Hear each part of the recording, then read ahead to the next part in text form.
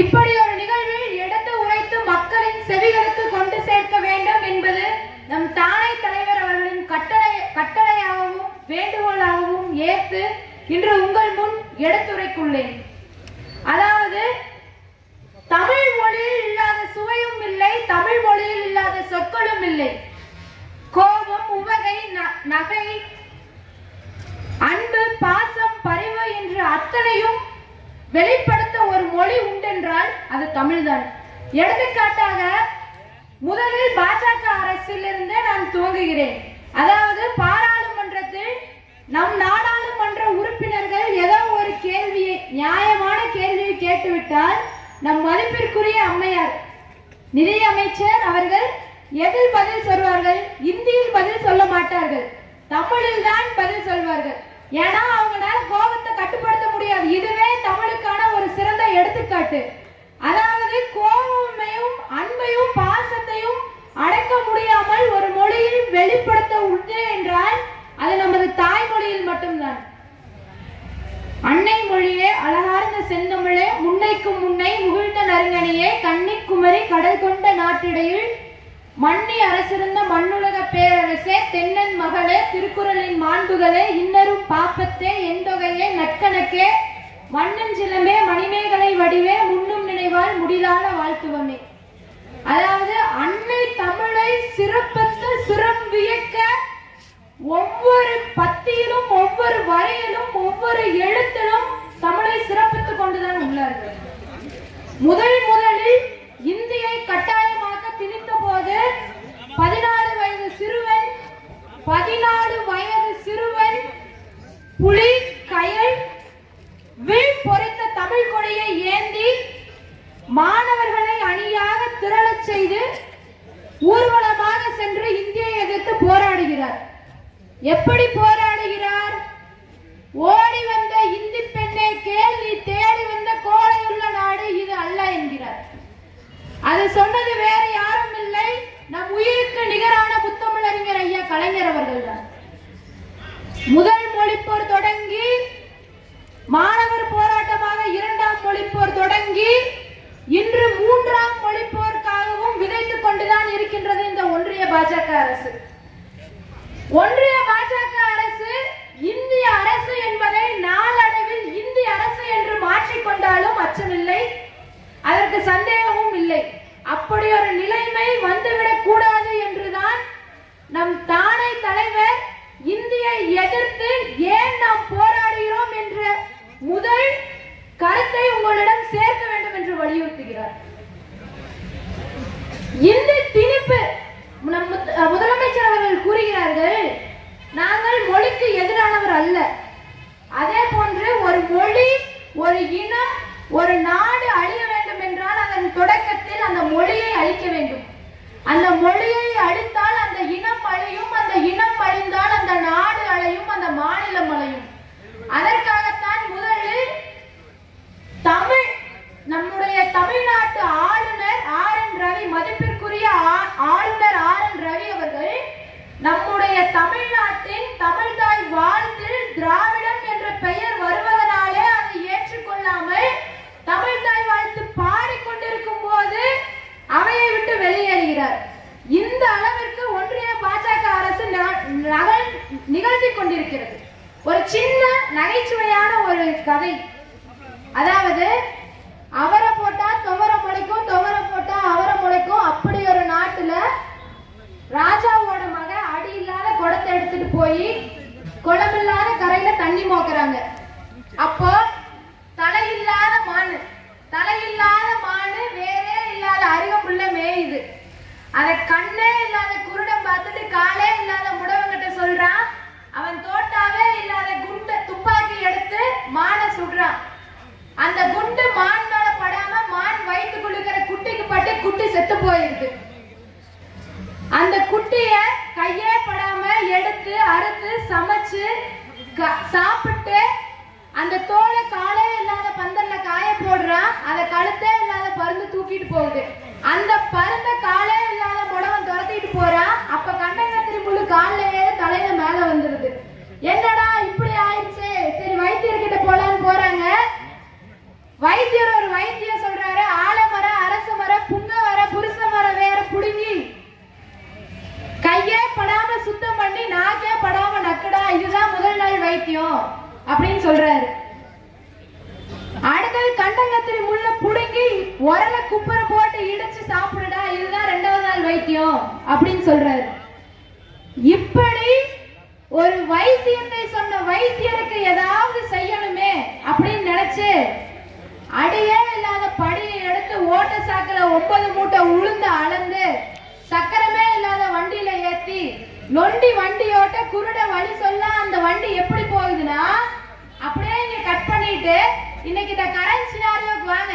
அந்த வண்டி எப்படி போகுதுன்னா, ஒன்றிய அரசு என்ன சொல்கிறது என்றே கேட்காமல் தமிழ்நாட்டு மக்களுக்காக சேவை செய்ய பணியில் அமர்த்திய ஆளுநர் அவர்கள், அப்படியா சாமி, சரிங்க சாமி சொல்லிடுறேன், பாஜக அரசு என்ன சொல்கிறதோ அதை அப்படியே சரிங்க சாமி என்று ஆமா சாமி போட்டுக் கொண்டிருக்கின்ற ஆளுநர் அவர்களை போல அந்த நொண்டியாக பாஜக அரசும் குருடனாக ஆளுநரும் தமிழ்நாட்டை வழிநடத்தி கொண்டு தமிழ்நாடு செல்லும் இடமே தெரியாமல் சீர்குலைத்துக் கொண்டிருக்கிறது என்றால் இதுதான் நிதர்சனமான உண்மை. ஒன்றிய பாஜக அரசு 2020 புதிய கல்விக் கொள்கை, அதாவது நியூ எஜுகேஷன் பாலிசி NEP-ஐ திணித்துக் கொண்டிருந்தது. அப்பொழுது இருந்து நாம் 1937 காலகட்டத்தில் முதல் இன்று வரை ஒவ்வொன்றிற்கும் போராடி போராடி போராடி இன்றும் போராடி கொண்டுதான் இருக்கின்றோம். அதற்கான காரணம் திராவிட மாடல் அரசு. இது திராவிட நாடு, யாராலும் எதனாலும் நம்மளை வீழ்த்த முடியாது. முதலில் 1937 முதல் 39 காலகட்டத்தில் ராஜாஜி ஆட்சியின் போது இந்தியை கட்டாய பாடமாக மாற்றி மொழி திணிப்பிற்கு ஒன்றிய அரசு முன் வந்தது. மொழி என்பது ஒரு நாட்டின் சமமான, ஒரு மாநிலத்தின் சமமாக மதிக்க வேண்டும். அதுதான் ஒன்றிய அரசு. ஒன்றிய அரசு என்பது மற்ற மாநிலங்களின் கூட்டாட்சி தான். எல்லா மாநிலத்தையும், ஒரு மாநிலத்திற்கும் இன்னொரு மாநிலத்திற்கும் இருக்கிற தொடர்பை வலுப்படுத்தி நடக்க வேண்டுமே தவிர எல்லா மாநிலத்தையும் ஆள்வதோ இல்ல எல்லா மாநிலத்திற்கும் அதிகாரம் செய்வதோ ஒன்றிய அரசின் வேலை கிடையாது. ஆனால் ஒன்றிய அரசு அனைத்து மாநிலமும் சமம், அனைத்து மொழியும் சமம் என்பதை மறந்து தான் தான் மைய அரசு, தான் தான் மத்திய அரசு என்று நினைத்துக் கொண்டு ஒன்றிய அரசு என்கின்ற பெயரையே மத்திய அரசு என்று மாற்றிவிட்டார்கள். இன்று வரை இது தெரிந்தும் பலர் மத்திய அரசு என்றுதான் கூவிக்கொண்டிருக்கிறார்கள்.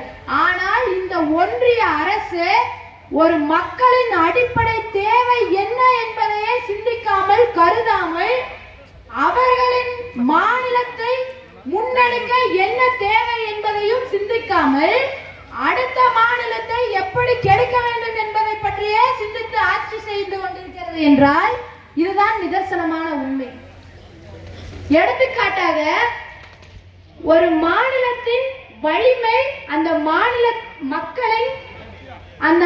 மக்களின் தேவைகளில் உள்ளது. ஒரு மாநிலத்தோட மக்கள் என்னென்ன தேவை, என்னென்ன செய்ய வேண்டும், அவர்கள் எங்கு செல்ல வேண்டும், அவர்களின் வாழ்வில் எது முக்கியம் என்பதையே சிந்திக்காமல் மற்ற மாநிலங்களுடன் ஒப்பிட்டு அடுத்த மாநிலம் வளர்ந்து கொண்டிருப்பதற்கு என்ன காரணம் என்பதை கஷ்டப்பட்டு எப்படி தமிழ்நாடு மட்டும் வளர்ந்துட்டே இருக்கா, எல்லாத்துலயும் நம்பர் 1 இருக்காங்க, அவங்களுடைய முதலமைச்சர் மட்டும் நம்பர் 1 முதலமைச்சரா இருக்காரு, என்னடா காரணம் என்பதை எரிதடி மாலா ஃபேன போடு அப்படின்னு சொல்வது போல என்ன காரணத்தினாலடா தமிழ்நாடு வளர்ந்து கொண்டிருக்கிறது என்பதை சிந்தித்து அந்த வளர்ச்சியை தடுக்கும் வகையில் செயல்பட்டுக் கொண்டிருக்கிறது.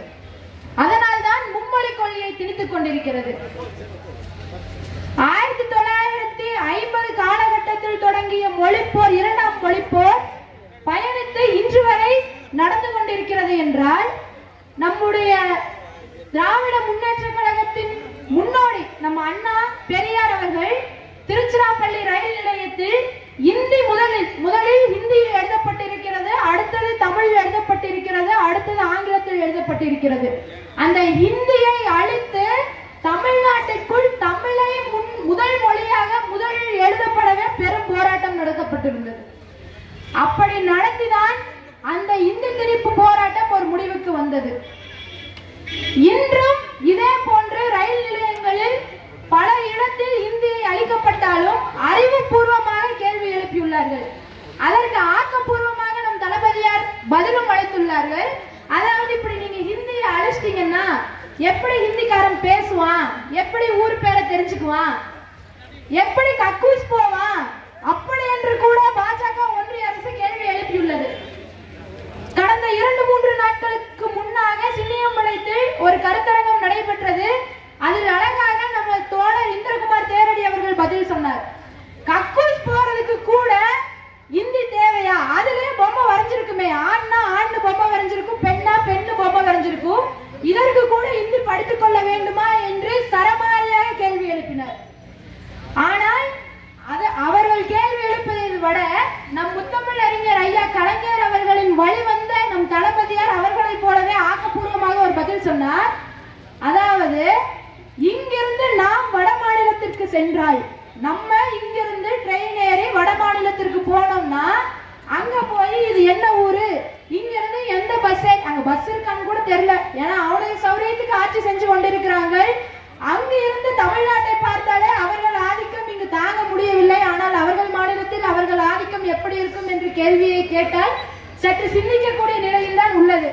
அப்படி நம்ம அங்க போனோம்னா ஒரு ஊருக்கு போறதுக்கு எப்படி போக வேண்டும் என்று நாம் தெரிந்து கொள்கிறோமோ அதே போல் அவர்கள் இங்கு வந்தால் தெரிந்து கொள்ள வேண்டும் என்று நம் தளபதியார் அவர்கள் ஆக்கப்பூர்வமாக பதில் கூறினார். அப்பவும் இந்த பாஜக சங்கி பரிவார் கூட்டம் இன்னொரு கேள்வி கேக்குது. ஏயா போர்ட்ல ரயில்வே ஸ்டேஷன்ல ரயில் நிலையத்தில் இருக்கிறத மட்டும் அழிக்கிறீங்களே, ரூபாய் தாளில் இருக்கிற ஹிந்தியை அழிக்க வேண்டியது தானே கேள்வி கேக்குது. அதற்கும் அவர்கள் பதில் சொல்கிறார். ரூபாய் நோட்டில் எத்தனை மொழிகள் இருக்கின்றது? 18 மொழிகள் இருக்கின்றது.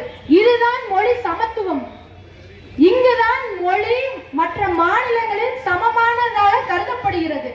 அப்படி இருக்கும் போது எப்படி தாளில் இருக்கின்ற ஹிந்தி மொழியை மட்டும் அளிக்க வேண்டும்? அதே போல் ஒவ்வொரு மாநிலத்தின் மொழியை சரியாக நடத்தினால் நாங்கள் ஏன் இந்தி திணிப்பு என்று போராடுகிறோம் என்று கேள்வியை முன்வைத்தார்.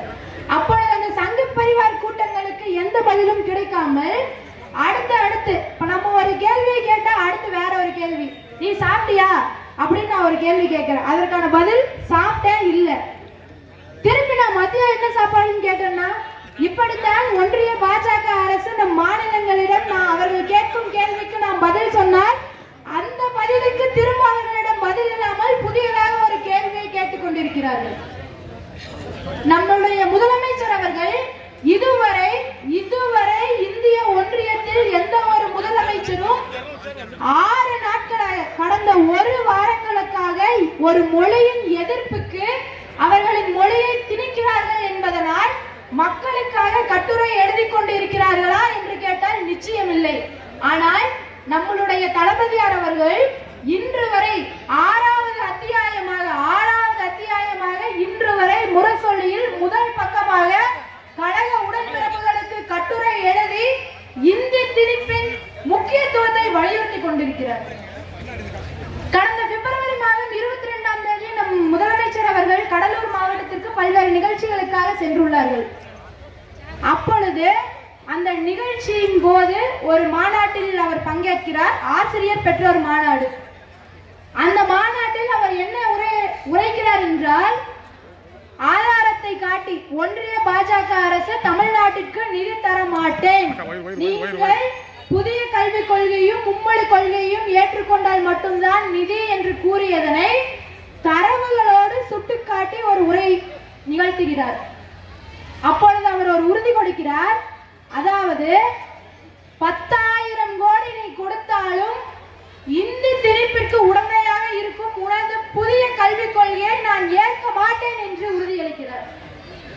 இதைவிட அங்க பெரிய ட்விஸ்ட் என்ன அப்படின்னா, அங்க இருக்கின்ற சிறுமி நன்முகை என்கின்ற சிறுமி, கடலூரை சார்ந்த சிறுமி கூறுகிறார், அவளுக்கு நிதி கொடுக்கலன்னா என்ன ஐயா, நான் தரேன் என்று தான் சேமித்த பணத்தில் 10,000 ரூபாயை காசோலையாக கொடுத்துள்ளார். இதுதான் தமிழ் உணர்வு. இது போன்ற பல நன்முகைகள் தமிழ்நாட்டில் இருக்கிற வரையில் எந்த கொம்பனாலும் எந்த பாஜகனாலும் எந்த பாசிச சங்கிகளாலும் எந்த கூட்டங்களாலும் தமிழையும் தமிழ்நாட்டையும் தமிழ்நாட்டு மக்களையும் ஒரு அணு கூட அசைக்க முடியாது. அந்த மடலில் அந்த காசோலையில் அவர் என்ன எழுதுகிறார் என்றால், எனது தாத்தா பாட்டி தமிழாசிரியர், தாத்தா பாட்டி தமிழாசிரியராக இருக்கிறார்கள். அவர்கள் என்னை போன்ற பல மாணவர்களுக்கு தமிழ் கற்றுக் கொடுத்துள்ளார்கள். தமிழ் உணர்வு என்ன என்பதை நானே அவர்களிடமிருந்துதான் அறிந்துள்ளேன். தமிழ் வாழும், தமிழ் வெல்லும், தமிழ் வாழ்க என்று அந்த மடலில் எழுதி காசோலையை சமர்ப்பிக்கிறார். இதுதான் அனைவரையும் நிகழ்ச்சியில் ஆழ்த்தியுள்ளது. நம்ம முதலமைச்சர் அவர்கள் மறுபடியும் நேற்றுக்கு 6வது கட்டுரையில் ஒன்று எழுதியிருக்காரு, ஆடுகளுக்காக அழும் ஓநாய்கள். இதுதான் ரொம்ப நகைச்சுவையாகவும் கேளிக்கையாகவும் சிந்திக்கக்கூடிய விஷயமாக அமைந்துள்ளது. ஆடுகளுக்காக அழும் ஓநாய்கள். அதாவது ஒன்றிய பாஜக அரசு என்ன சொல்லுது, ஏது சொல்லுது, நாட்டுக்கு நல்லது சொல்லுதா இல்ல அவன் இஷ்டத்துக்கு சொல்றானா, என்ன சொல்றான்னு தெரியல. சரி, நீ அரசியல் கட்சியாவே இருந்துக்கோ, நீ ஒன்றிய அரசா இருந்துக்கோ. நம்மளுடைய அண்ணாமலை அவர்கள் மாநில தலைவர் தானே, பாஜக மாநில தலைவர். அவரு தமிழ் மொழி தான் படிச்சாரு, அவருக்கு தாய்மொழி தமிழா தான் இருக்கும்னு நான் நினைக்கிறேன். அவர் பேசுறத பார்த்து அவர் எங்க யூபி பீகார்ல பறந்து இங்க ஏலியன் போல பறந்து வந்துட்டாரா என்னமோ எனக்கு தெரியல. அவரும் ஆமா ஹிந்தி படிச்சுக்கோ, ஹிந்தி படிச்சா நல்லது, ஹிந்தி படித்து வட மாநிலங்களில் இருந்து வேலை இல்லாமல் தென் மாநிலங்களுக்காக தழுவி டெய்லி ட்ரெயின்ல ஆயிரக்கணக்கோர் இன்னைக்கெல்லாம் அன்ரிசர்வ்ல ஏறினா படியில கூட நிக்க முடியல. அந்த அளவுக்கு ஃபுல்லா வட மாநில மக்கள் தான். அத்தனை மக்கள் வேலை இல்லாமல், உணவில்லாமல், பஞ்சத்தில் அடிபட்டு தென் மாநிலங்களை தேடி வருகிறார்கள். இப்படி ஒரு சூழ்நிலையில வட மாநிலத்தில் இவர்கள் ஆட்சி என்ன லட்சணத்தில் இருக்கும் என்று சிந்தித்து பார்க்க வேண்டும். அப்படித்தான் இருக்கும் அவர்கள் போக்கில் இந்தியை நம் நாட்டில் நம் மாநிலத்தில் திணித்தார்கள் என்றால் நம்முடைய தாய்மொழியை மறந்துவிடும். சரி, மும்மொழி கொள்கையை திணிக்கிறீங்க, இந்தி திணிப்பு. சரி, அதுக்கு ஒரு சைடு நாங்க போராட்டம் பண்ணிட்டு இருக்கோம். கண்டிப்பா உங்களால அதை நிறைவேற்ற முடியாது.